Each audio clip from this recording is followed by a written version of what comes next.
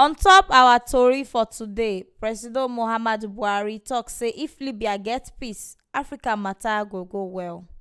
President Buhari tok dis one wen e receive letters of credence from Ambassador of Libya, Ayad Musba Faraj Jattari, for State House, Abuja.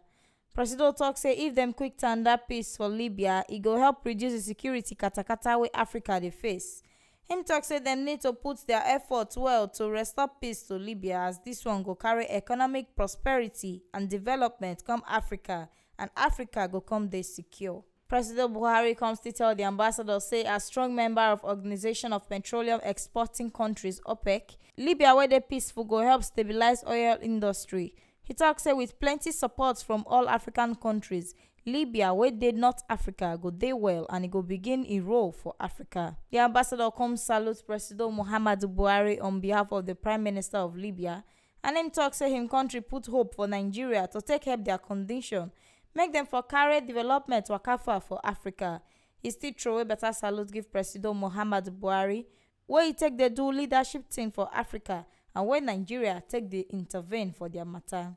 President Buhari still receive letter of credence from the ambassador of Venezuela to Nigeria, Davis Nieves Velasquez, and Buhari come congratulate the president of Venezuela, Nicolas Maduro, for him commitment and for the ogbonge thing wey him don do on top democracy and him leadership. The ambassador come talk how body take sweet am on top how President Muhammadu Buhari take dey show support and solidarity give Venezuelan government. And him talk say dem need to carry the cooperation wey dey between Nigeria and Venezuela go the next level. Him come still talk say make President Muhammadu Buhari try visit Venezuela. Still on top the presentation of letter of credence, na ambassador of Myanmar to Nigeria, Mint Sway, take talk say him country dey respect Nigeria position well as giant of Africa, and they get diversity of ethnic groups just like Nigeria.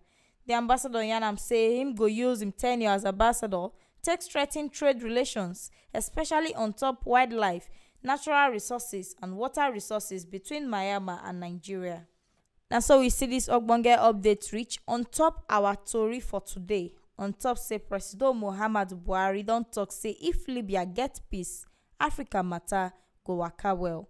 Make una no forget say this ogbonge update wey dey reach una so na T-Live Media na im carry am come give una. No forget to subscribe, like and even comment for our videos for our YouTube channel on top T-Live Media TV, and for Facebook you fit like and follow our page for T-Live Media.